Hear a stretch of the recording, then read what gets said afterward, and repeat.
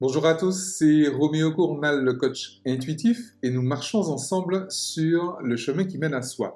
Aujourd'hui, les nouveaux paradigmes. Alors, quels sont ces fameux nouveaux paradigmes? Je vais vous donner ma version, pensez bien, de ces fameux nouveaux paradigmes dont on parle tant, puisque nous sommes en train de voir naître une nouvelle civilisation, une nouvelle génération, une nouvelle ère, une nouvelle terre, un nouveau monde, enfin, tout est nouveau. Et donc, forcément, il y a de nouveaux paradigmes. Alors, je vais distinguer finalement, en fait, en vrai, deux nouveaux paradigmes dans lesquels finalement on retrouve à peu près tout ce que j'entends dire ça et là. Mais je vais en regrouper deux. Le premier des paradigmes, c'est la référence interne. Et le deuxième, qui est un peu le corrélat de l'autre, hein, c'est la coexistence des paradigmes. Ça, c'est particulier. Alors, pourquoi je parle de référence interne?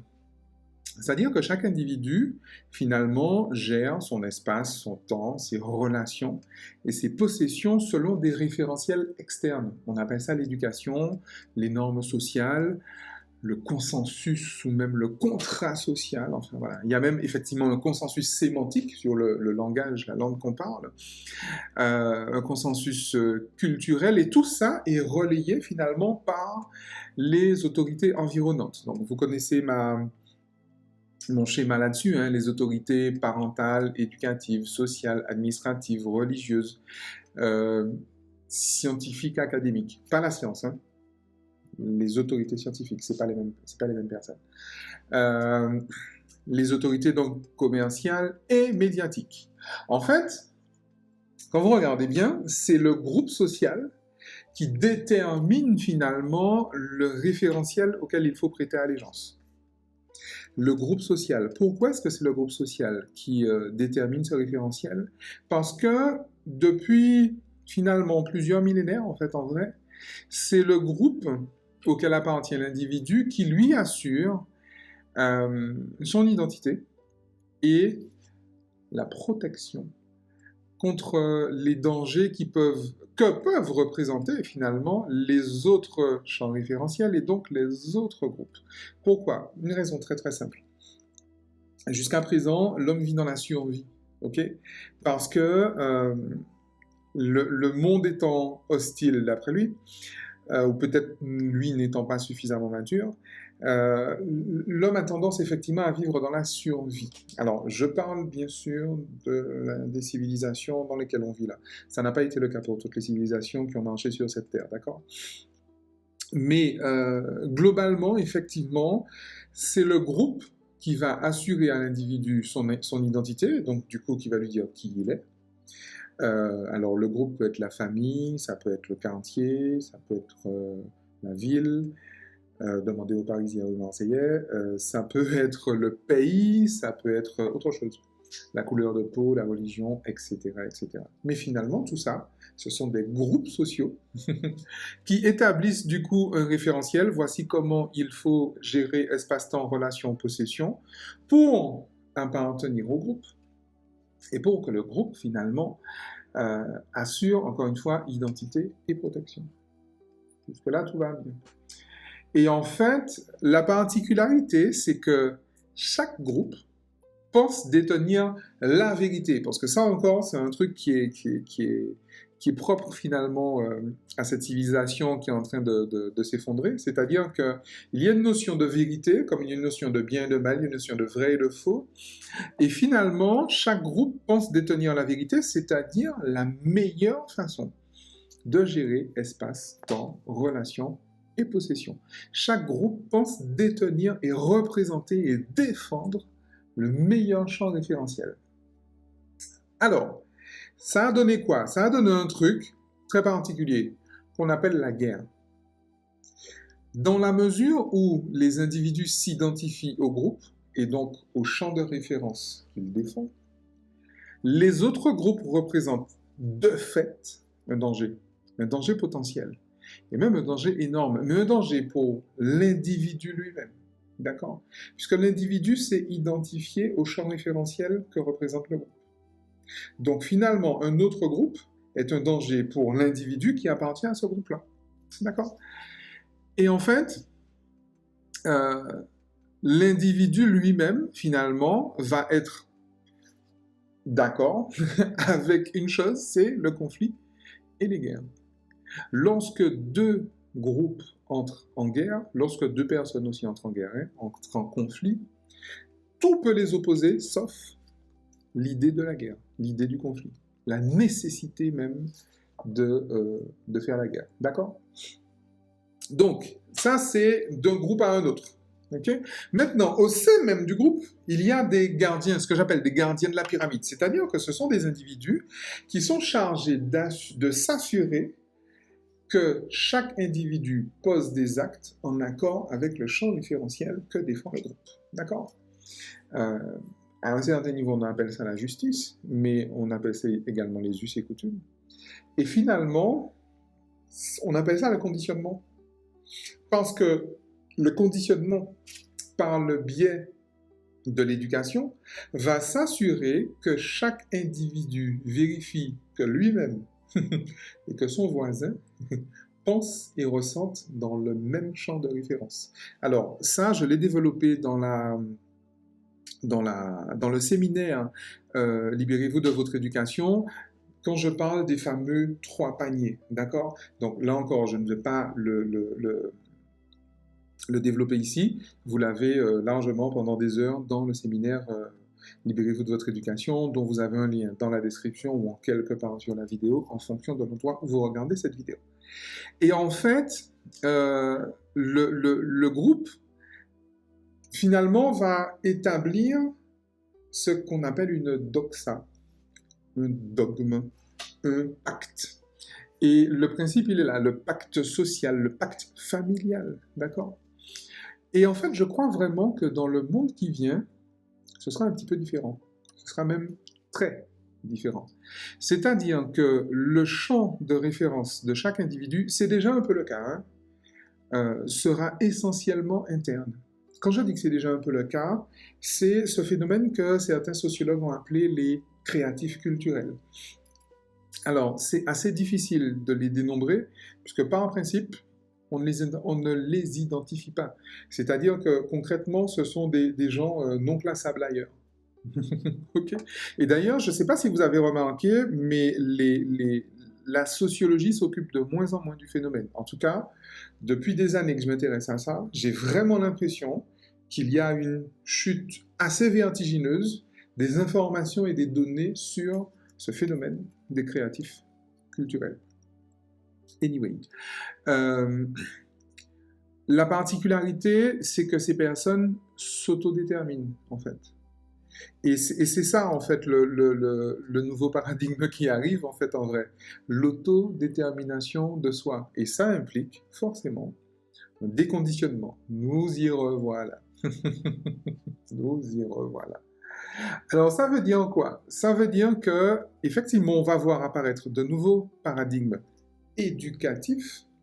Et quand je parle d'éducation à la maison et à l'école. D'accord? On va voir de plus en plus et on le voit déjà, hein, quand je dis on va voir, en fait, je peux parler au présent, parce qu'encore une fois, c'est déjà le cas. Okay? On voit donc de plus en plus un choix libre et volontaire de son identité propre, c'est-à-dire que de plus en plus d'individus, et j'en fais partie, vous avez remarqué, ont cette tendance à se définir par eux-mêmes. Okay? Et avec effectivement possibilité de changer d'identité, j'ai envie de dire, en tout cas de changer de comportement face à une situation ou à une autre, parce qu'en réalité, on n'est plus dans quelque chose qui est de l'ordre du moule. On n'est plus dans la neurotypie. Alors, je rappelle que l'inverse de neurotypique, c'est au potentiel. Je dis ça juste comme ça, c'est une parenthèse. On va revenir dessus, je ferai une vidéo là-dessus. Effet teaser. Alors, mais en plus de ça, ces fameux créatifs culturels, ils s'octroient la liberté donc de choisir les groupes auxquels ils appartiennent. Ils s'octroient également la possibilité d'aller et venir dans un groupe ou dans un autre, ou dans aucun d'ailleurs. Et c'est là qu'en réalité, on commence à voir vraiment la fin de l'idée de la nécessité des conflits et de la guerre, puisque les groupes ne sont plus perçus comme dangereux, finalement. Si je suis un individu et que je me dis, je suis dans ce groupe aujourd'hui pour X raisons, mais demain, je peux être dans un autre. Donc, si je ne m'identifie pas au groupe auquel je décide, moi, de façon libre et volontaire, d'appartenir, je ne vais pas me sentir en danger, je ne vais pas me sentir menacé par l'existence d'un autre groupe qui pourrait penser différemment de moi. Vous avez vu le plan? C'est clair? Et en fait, c'est là que je vois le parallèle avec le deuxième grand paradigme, qui est justement la coexistence des paradigmes. Alors, ça me rappelle beaucoup l'histoire de coexistence. Je ne sais pas si vous avez entendu parler de... C'est un cheikh d'une tariqa soufie dont j'ai oublié le nom, Alaouia, je crois. C'est le cheikh Khaled Ben Tounes qui parle qui se fait le chantre d'ailleurs de la coexistence. C'est à lui d'ailleurs qu'on doit il y a même une journée mondiale en fait de la coexistence au niveau de l'ONU. Cause ou conséquence de la prééminence en fait de ce premier paradigme, ce premier nouveau paradigme, les paradigmes anciens et nouveaux pourront donc coexister. C'est pour ça que je ne saurais pas vous dire si c'est la cause ou si c'est la conséquence. Mais il y a une relation, vous avez compris, il y a une interrelation. C'est-à-dire que les individus qui vont adopter un paradigme, qui vont adopter un champ référentiel, qui vont adopter un comportement, qui vont adopter des codes socioculturels, dans la mesure où ils ne s'identifient pas à ces codes socioculturels, quand bien même ils décident de ne pas en changer, eh bien ces personnes, justement, ne vont pas se sentir en danger, on l'a dit tout à l'heure, puisqu'ils sont identifiés à qui ils sont, et non pas à l'égrégore d'un groupe. D'accord? Et je crois vraiment que la notion même de vérité changera.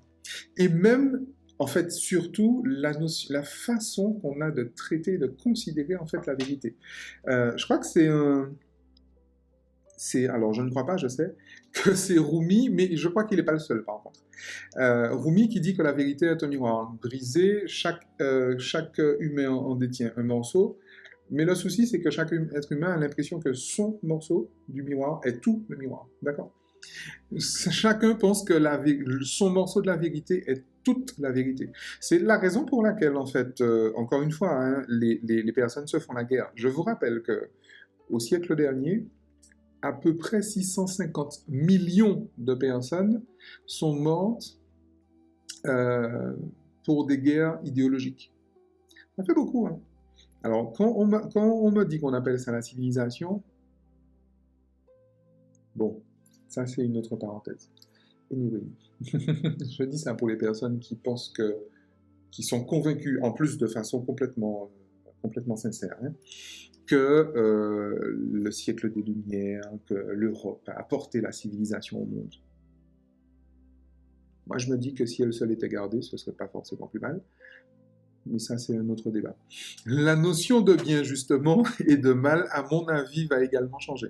En fait, elle est en train de changer. Pour le coup, la notion d'avoir raison, d'avoir tort, la notion de ce qui est bien, de ce qui n'est pas bien, puisque on va assister à des personnes qui seront de plus en plus, à un phénomène où les personnes seront de plus en plus détachées du regard, seront de plus en plus guéries de leurs blessures narcissiques, donc seront de plus en plus détachées de la doxa et des dogmes finalement des autorités environnantes, la notion de ce qui est bien et de ce qui est mal va également changer, je pense. Elle est encore une fois en train de changer. Je crois que le rapport également aux religions, quelles qu'elles soient, hein, est effectivement en train de changer, et je pense en fait que toutes les religions sont en perte de vitesse. Et je vous avoue que je vois ça d'un très bon œil. J'aime beaucoup cette définition de Marc Alévi qui dit que la spiritualité, c'est l'art de poser des questions, la religion, c'est l'art d'imposer les réponses. Et je pense vraiment qu'il y a un effet de vase communicant. Je crois qu'effectivement, les religions sont en perte de vitesse, mais la spiritualité, parce qu'il ne peut pas y en avoir plusieurs pour le coup, et elle en recrudescence. Ce qui est bien normal. Je pense qu'effectivement, le rapport à la famille par rapport à ça changera. Le rapport à l'entreprise, donc en fait, à tout ce qui est groupe, en fait. La famille, le couple, l'entreprise, le quartier, la ville, enfin, la nation, le pays, etc. Et je crois que beaucoup d'autorités qui sont considérées aujourd'hui comme des autorités, ben justement, ne seront plus du tout considérées comme des autorités. D'accord? Je rappelle que toutes les autorités aujourd'hui que l'on considère comme des autorités, c'est-à-dire ces personnes qui nous disent comment on doit gérer espace-temps, relation-possession, elles n'ont pas toujours existé. Et certaines n'étaient pas des autorités il y a encore un siècle. D'accord?